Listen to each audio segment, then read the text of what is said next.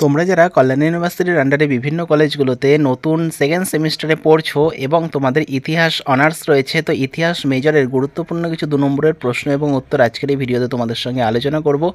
তোমরা ভিডিওটা শেষ পর্যন্ত দেখতে থাকো, আর যারা চ্যানেলে নতুন আছো চ্যানেলটা সাবস্ক্রাইব করে দিও এরকমই ভিডিও পাওয়ার জন্য। আর যারা মনে করছো এই সেকেন্ড সেমিস্টারের ইতিহাস মেজরের সাজেশন কপিটা সংগ্রহ করবে, এর মধ্যে তোমরা পরীক্ষায় আসার মতো সমস্ত চ্যাপ্টার থেকে 2 নম্বর, 5 নম্বর, 10 নম্বরের প্রশ্ন উত্তর সহ পেয়ে যাবে।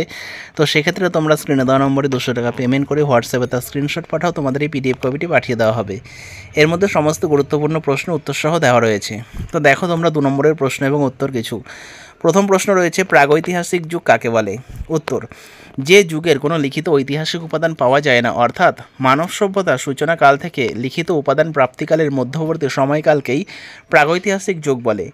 প্রাগৈতিহাসিক যুগকে কয় ভাগে ভাগ করা হয় ও কী? উত্তর, প্রাগৈতিহাসিক যুগকে 3টি ভাগে ভাগ করা হয়, যথা প্রাচীন প্রস্তর যুগ, মধ্যপ্রস্তর যুগ এবং নব্যপ্রস্তর যুগ। প্রাচীন প্রস্তর যুগের গুহাচিত্রের মূল বিষয়গুলি কী ছিল? উত্তর, প্রাচীন প্রস্তর যুগের গুহাচিত্রের মূল বিষয়গুলি ছিল মূলত শিকারের দৃশ্য ও জাদুবিদ্যার আচার অনুষ্ঠান প্রভৃতি।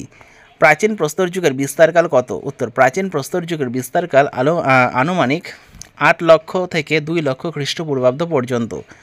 মধ্যপ্রদেশের ভীমবেটকা গুহাচিত্র কোন যুগের নিদর্শন? মধ্যপ্রদেশের ভীমবেটকা গুহাচিত্র প্রাচীন প্রস্তর যুগের নিদর্শন।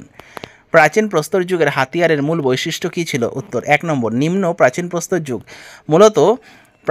মূলত হাতিয়ারগুলি ছিল পাথরের তৈরি এবং হাতকুঠার ও চপার জাতীয়। এই অস্ত্রগুলি নুড়ি পাথর দিয়ে তৈরি হতো এবং নিম্নমানের।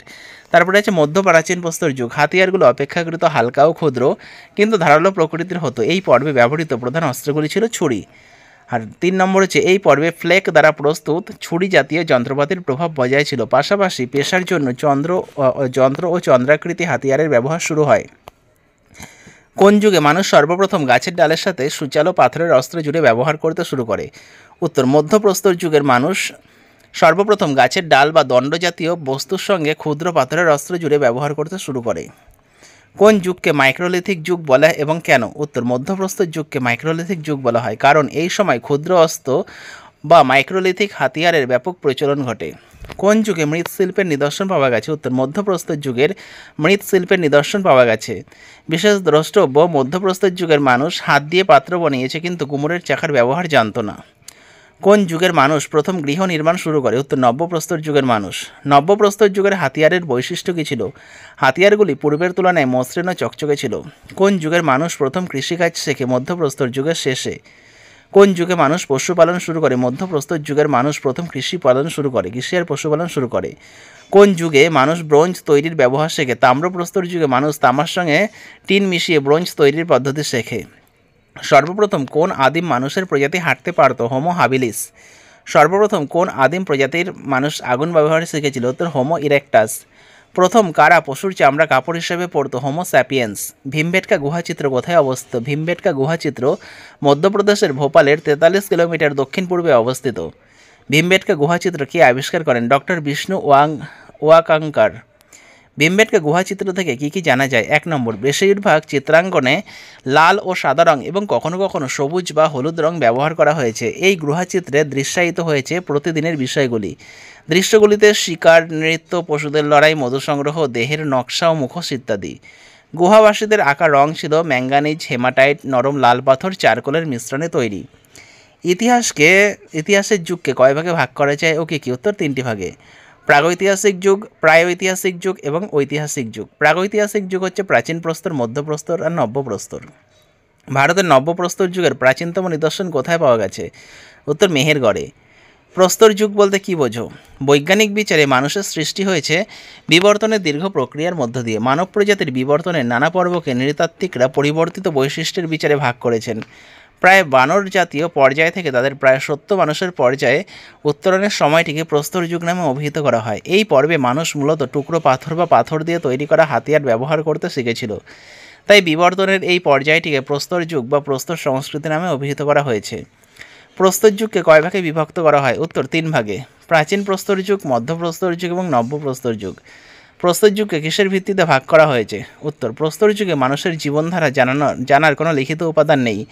মুদ্রা বা লিপির অস্তিত্বই ছিল না, তাই প্রত্নতাত্ত্বিকরা প্রস্তর যুগের মানুষের হাতিয়ারের ধরন ও জীবনযাপন পদ্ধতির যুগ্ম পরিবর্তনের নিরিখে সেই সময়ের সভ্যতাকে 3টি পর্যায়ে বিভক্ত করেছেন।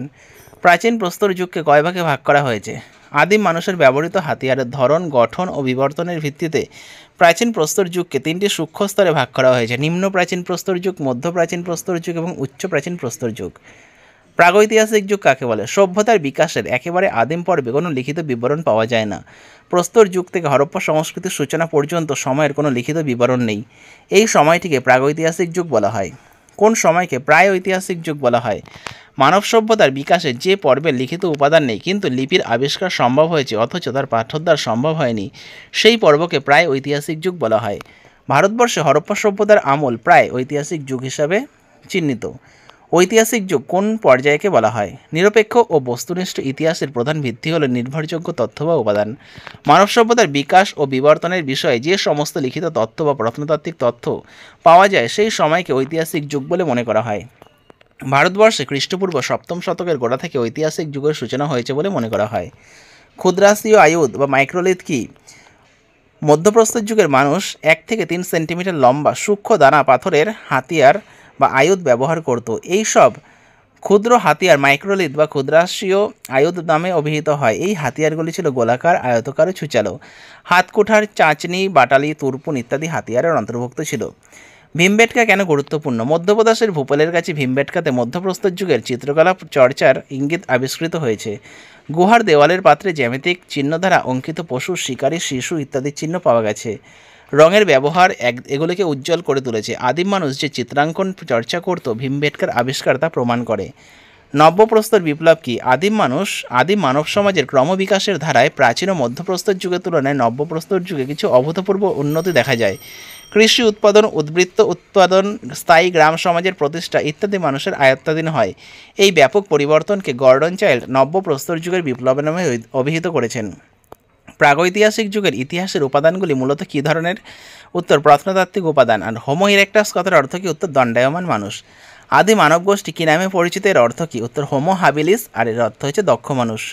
হোমো স্যাপিয়েন্স কথাটি কোন শব্দ থেকে এসেছে? এর অর্থ কী? উত্তর গ্রিক শব্দ হোমো স্যাপিয়েন্স কথাটি উদ্ভূত হয়েছে বুদ্ধিমান মানুষ।